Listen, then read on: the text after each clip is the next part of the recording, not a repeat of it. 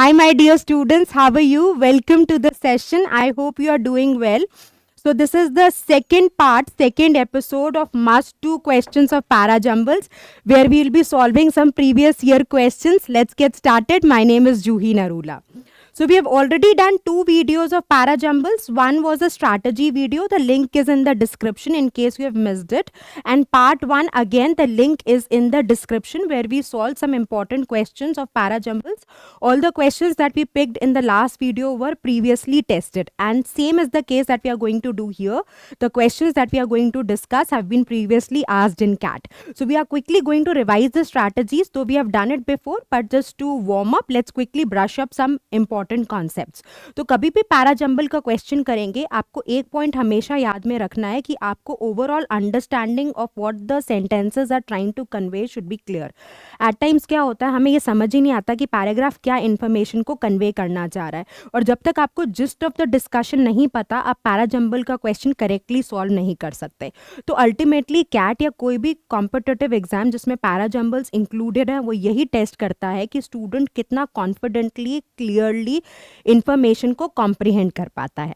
Second important clue है, opening statements को identify करने की कोशिश करिए. तो जो भी 4 सेंटेंसेस या 5 सेंटेंसेस में आपको सबसे जनरल सेंटेंस दिखता है, वो यूजुअली एक ओपनिंग स्टेटमेंट की तरह बिहेव करता है. और जैसे जैसे डिस्कशन आगे प्रोसीड होगा, आप उसमें और प्रिसिशन को ऐड करते जाएंगे. तो जो क्लोजिंग स्टेटमेंट होगा, वहाँ पर कुछ सेंटेंसेस में तो आपको कंक्लूजन इंडिकेटर्स मिल जाते हैं. Words like thus, therefore, hence, consequently, as a result. तो आपको आसान हो जाता है उन स्टेटमेंट्स को आइडेंटिफाई करना जो सेंटेंसेस कंक्लूजन की तरह बिहेव करेंगे. नहीं तो इन जनरल जो स्टेटमेंट डिस्कशन को एक लॉजिकल एंड दे, डिस्कशन को कंक्लूड करे, राइट, या फिर इमीडिएटली बिफोर आइडिया का एक्सटेंशन हो, वो सारे स्टेटमेंट्स कंक्लूजन की तरह काम कर सकते हैं. Another important point will be कि आप मैंडेटरी पेयर्स को आइडेंटिफाई कर लें. मैंडेटरी पेयर्स वो दो सेंटेंसेस होते हैं that should come together, right. तो मैंडेटरी पेयर्स की आप आइडेंटिफिकेशन कर सकते हो by taking a look at the pronounce. आप आइडेंटिफाई कर सकते हो यूजिंग डेमोन्स्ट्रेटिव्स. कई बार कॉज एंड इफेक्ट का रिलेशनशिप होता है, कई बार कुछ पॉइंट्स का डिस्कशन होता है. सो यू नीड टू सी कि किस तरीके से आप मैंडेटरी पेयर को इस्टेब्लिश कर लो. और अगर आपने मैंडेटरी पेयर इस्टेब्लिश कर लिया, यानी आपने कोई 2 सेंटेंसेस आइडेंटिफाई कर लिए that go hand in hand, आप देखोगे कि जो पूरा प्रोसेस ऑफ क्वेश्चन सॉल्विंग है वो बहुत ईज आउट हो जाएगा, राइट. ट्रांजिशंस का ज़रूर ध्यान देंगे. Words like furthermore, yet, nonetheless, in spite, despite, ये बहुत हेल्प करते हैं क्वेश्चन को सिंप्लीफाई करने के लिए. And as I said, pronouns के पहले नाउन का रेफरेंस होना ज़रूरी है. सिमिलरली डेमोन्स्ट्रेटिव्स जैसे दिस, दीज, दोज, इनको लेकर भी केयरफुल रहिए, right. So this we have already discuss previously. You could watch the videos. Now let's focus our energy to solve some questions. तो जो पहला क्वेश्चन हम पिक कर रहे हैं that has been tested in CAT 2021, slot 1 का question था. I will step aside so that you can pause the video and attempt the question on your own, right. Last time video पे कई feedbacks आए थे कि ma'am आप थोड़ा सा स्टेप असाइड हो जाओगे तो हम क्वेश्चन को खुद से एक बार अटेम्प्ट करके देख लेंगे and then you will be able to relate better. So that's how we are inculcating the feedback. I am stepping aside so that you can pause the video, you can solve the question on your own, and then you can see the explanation. Okay, so now let's read it together. A popular response is the exhortation to plant more trees. Exhortation का मतलब होता है अर्ज करना, ठीक है, sincere request करना. It seems all but certain that global warming will go well above 2 degrees. Quite how high, no one knows yet. Burning them releases it, which is why the scale of forest fires in the Amazon basin last year garnered headlines, right? So this is because trees sequester carbon by absorbing carbon dioxide. तो आपने बहुत clearly सारे sentences को देख लिया और out of all the sentences आपको I am sure ये आइडेंटिफाई हो गया होगा कि जो ओपनिंग स्टेटमेंट इस डिस्कशन का है वो ये है कि ग्लोबल वार्मिंग की सिचुएशन वर्सन हो रही है और it can go above 2 degrees, right? और कितना ऊपर जाएगा, no one knows yet. और तुरंत बाद अगर आप A को कनेक्ट करोगे तो it will become a mandatory pair, क्योंकि वो कह रहे हैं कि इस सिचुएशन का एक पॉपुलर रिस्पॉन्स क्या हो सकता है, यानी कि how can we deal with this particular situation that you start planting more trees. So we can clearly say कि B ओपनिंग है और A उसको फॉलो करेगा, so that B and A can act as a mandatory pair, right. अब उसके बाद उन्होंने कहा कि a popular response is that you plant more trees and this is because trees sequester मतलब separate carbon by absorbing carbon dioxide. So why is everybody suggesting to plant trees? उसकी reasoning D ने provide कर दी. तो यहाँ पर this demonstrative को आपने use करा to again find the relation. So we can very easily place statement D after A. अब BAD स्टैंडर्ड है, B आपका ओपनिंग स्टेटमेंट है, B के बाद A आना मैंडेटरी है, A के बाद D आना मैंडेटरी है. तो जो बचा हुआ स्टेटमेंट C है उसको आप कहाँ पर प्लेस कर दोगे, एंड में, जो डिस्कशन को लॉजिकली कंक्लूड कर देगा. तो देखिए in less than a minute आप एक पैराजम्बल का क्वेश्चन सॉल्व कर सकते हो. It is not always something to be scared about. TITA format में आते हैं but then it is fine, you can still manage it, right. So just understand that how you are utilizing the demonstratives, how are you looking for an opening statement, कैसे हमने B और A को एक mandatory pair की तरह establish किया, A और D में connection देखा, and then C has to be placed in the last, right? So a quick question tested in CAT 2021, it was a slot 1 question, right? Absolutely doable. तो ऐसा कोई question मुझे नहीं लगता कि आपको छोड़ के आना चाहिए, क्योंकि मैनेजेबल क्वेश्चंस है. तो क्वेश्चन सिलेक्शन इंपॉर्टेंट रहता है, as we know in CAT this is really important. तो जितना आप प्रैक्टिस करोगे उतना आपको क्लैरिटी मिलेगी कि आप किस तरह के क्वेश्चंस को पिक कर सकते हो, कहाँ आप कैसे क्लूज को पकड़ सकते हो, and you can solve and reach to the answer, right. So let's move to the next question. So you could read it, you could pause the video, read it nicely so that you get a proper understanding, and then we can begin with the discussion. In the central nervous system of other animal species, such a comprehensive regeneration of neurons has not yet been proven beyond doubt. तो यहाँ पर बात हो रही है other animal species की. देखिए मैं आपको बार बार कहती हूँ क्लूज को आइडेंटिफाई करने की कोशिश करिए. तो इसके बेसिस पे हम ये तो कह सकते हैं कि ए एक बहुत प्रॉमिसिंग ओपनिंग स्टेटमेंट नहीं लगता, पर इन्फॉर्मेशन को आप गैदर कर लीजिए कि जो बाकी एनिमल स्पीशीज है उनके जो नर्वस सिस्टम्स है, उनका जो सेंट्रल नर्वस सिस्टम है, इतनी comprehensive regeneration of neurons has not been proven beyond doubt. So there is some doubt still there. Let's come to sentence B. Biologists from the University of Beirut have discovered a uniquely rapid form of regeneration in injured neurons and their function in the central nervous system of zebrafish. तो comparing between A and B, मुझे B एक promising opening statement लगता है, क्योंकि यहाँ पर other animal species की बात करी. यहाँ पे ऑथर ने क्या किया, जीब्रा फिश को पिक किया है और कहा है कि बायोलॉजिस्ट ने स्टडी किया, डिस्कवर किया है कि यहाँ पे एक रैपिड फॉर्म ऑफ रीजनरेशन होता है in injured neurons, right. So you can see that between A and B, B can be a good opening statement. Come to C. They studied the Mothner cells which are solely responsible for the escape behavior of the fish and previously regarded as incapable of regeneration. तो they किसको refer कर रहा है, they definitely अब किसको refer कर सकता है, बायोलॉजिस्ट को, कि उन्होंने स्टडी किया था. So you can see how B and C are forming a mandatory pair, right. तो आपने ये कैसे आइडेंटिफाई किया, आपने देखा कि बी एक प्रॉमिसिंग ओपनिंग स्टेटमेंट है और आपने प्रोनाउंस के क्लू को यूटिलाइज किया कि who are studying. Of course biologists are studying, and what have they found that the cells, they have studied some cells which are solely मतलब only responsible for the escape behavior of the fish and previously regarded as incapable of regeneration. तो पहले उनको क्या regard करते थे कि this was incapable of regeneration. Now come to point D. तो sentence D क्या बोलता है आपका, sentence D बोलता है however their ability to regenerate crucially depends on the location of injury. but dependent क्या है, यहाँ पर एक condition है. so what is the condition that has been explained in sentence D, right? that their ability to regenerate is dependent on the location of injury. So can you see, B, the scientists are studying and what have they discovered, that there's a rapid form of regeneration in injured neurons. Now how did they find out? They studied the Mothner cells, and then what is the condition that has been explained in D. So B C D definitely आपका एक mandatory set बन गया, pair नहीं बना, पर आपको पता है B के बाद C आएगा, C के बाद D आएगा. अब placement किस sentence की बची? placement बची sentence A की. तो सेंटेंस ए क्या बोलता है?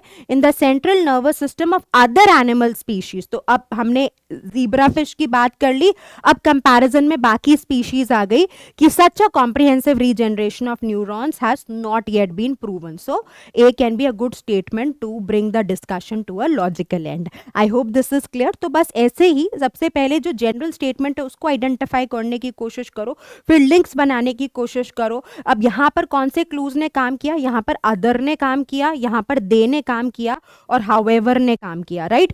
और देयर एबिलिटी भी आप कंसिडर कर सकते हो, ability of the cell. So these are some clues that we are picking up and we are utilising them intelligently to reach to the correct answer. I hope this is clear. So let's move to the next set. So this is CAT 2021 slot 2 का set है. Again I will just step aside. आप एक बार आराम से para jumble को पढ़ लीजिए so that you are sorted and then we can begin with the discussion. So look forward a few decades to an invention which can end the energy crisis, change the global economy and curb climate change at a stroke. Commercial fusion power. So basically they are talking about कि a few decades to an invention. एक invention से क्या होगा, क्या expect कर रहे हैं कि energy crisis खत्म हो जाएगा, global economy में change आएगा और curb stop climate change at a stroke. और बोला ये है commercial fusion power. Okay, आगे बढ़ के पढ़ते हैं. To gain meaningful insights, logic has to be accompanied by asking probing questions. Probing comes from the word probe, which means to test, right? So of nature through controlled tests, precise observations and clever analysis. So the greatest of all inventions is the uber invention that has provided the insights on which other depend, the modern scientific method. Now you see, out of A, B and C, अब D में तो this invention दिख गया ना आपको, तो यानी कि ये तो मेरा ओपनिंग स्टेटमेंट नहीं हो सकता. अब आपके पास चारों स्टेटमेंट्स आपके सामने है और आप बहुत इजीली आइडेंटिफाई कर सकते हो कि the sentence number 3 is introducing you to the main idea of the paragraph. तो ये क्या हो जाएगा? ये आपका सबसे प्रॉमिसिंग ओपनिंग स्टेटमेंट हो जाएगा. और जो स्टेटमेंट 2 है वो क्या कर रहा है? वो आपको एक्सप्लेन कर रहा है कि what is modern scientific method, right, which is mentioned in sentence number C. So we can clearly say कि सी के बाद बी का आना इंपॉर्टेंट है. सी एक ओवरऑल ओपनिंग स्टेटमेंट की तरह प्रॉमिसिंग लगता है और बी उसको फॉलो करेगा, क्योंकि क्या मॉडर्न साइंटिफिक मेथड है that has been explained in sentence number B. अब आपके पास 2 सेंटेंसेस बच गए. अगर आप देखोगे तो आप बहुत क्लियरली आइडेंटिफाई कर लोगे कि ए और डी भी एक यूनिट की तरह ही बिहेव करता है. How? Because sentence A talks about a new invention, right, commercial fusion power, और 4 उसको एक्सप्लेन करता है कि how the scientific method is the key to this invention, right. So this is how you can try to identify that how by looking at the mandatory pair. So we have been able to conclude कि C भी एक mandatory pair है और उसके बाद we have been able to conclude कि A D एक mandatory pair है, right. अब सब sentences में सबसे promising opening statement कौन सा है? वो तो हमारा sentence C है, यानी कि C भी तो begin करेगा ही, तो A D के पास कोई choice नहीं है except to follow, right. So this is how it is very important कि आप जब भी रीड कर रहे हैं आप एक बार दिमाग में एक लॉजिक इस्टेब्लिश करके चले. रीडिंग और रीजनिंग को हो सके तो पैरेलली करने की कोशिश करें, ताकि जब तक आप एंड ऑफ द डिस्कशन में आए आपको क्रूशल पॉइंट्स पकड़ में आ जाएं, राइट. जैसे यहाँ पर आपने बोला कि जो ग्रेटेस्ट है सारी इन्वेंशंस का वो क्या है? The modern scientific method. So how the modern scientific method is working that has been explained in B, right. उसके बाद बोला कि अगर आप आगे चलते हो to a few decades to an invention जिससे हम ये सारे अचीवमेंट्स कर पाएंगे, that will be commercial fusion power. और ये this invention, right, so this is saying ना to an invention, so please take a look at this invention. किस इन्वेंशन की बात हो रही है? कमर्शियल फ्यूजन पावर की बात हो रही है.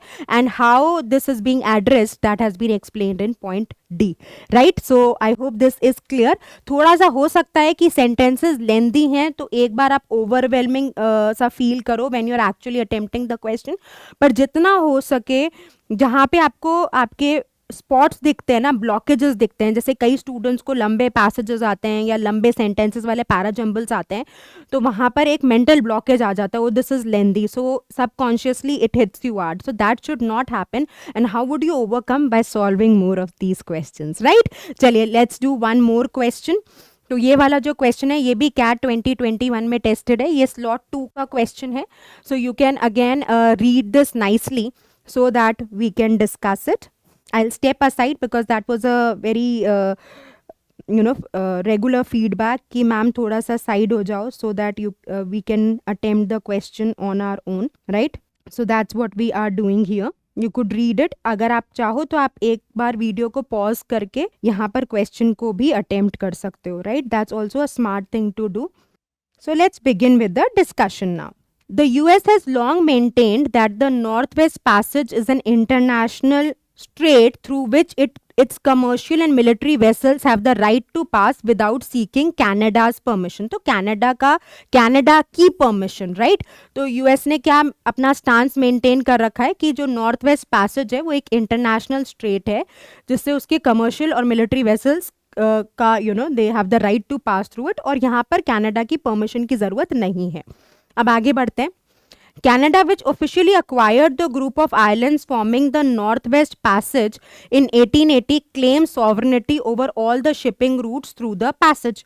तो अब आप देखोगे कि यहाँ पर बोल रहे कि कनाडा ने ऑफिशियली अक्वायर कर लिया, तो between A and B, B is telling you that what is happening here, और यूएसए यहाँ पर कहता है कि उसको कनाडा की परमिशन लेने की जरूरत नहीं है. तो पहले हम ये बताएंगे ना कि कनाडा का कंट्रोल है, कनाडा ने ऑफिशियली अक्वायर कर रखा है.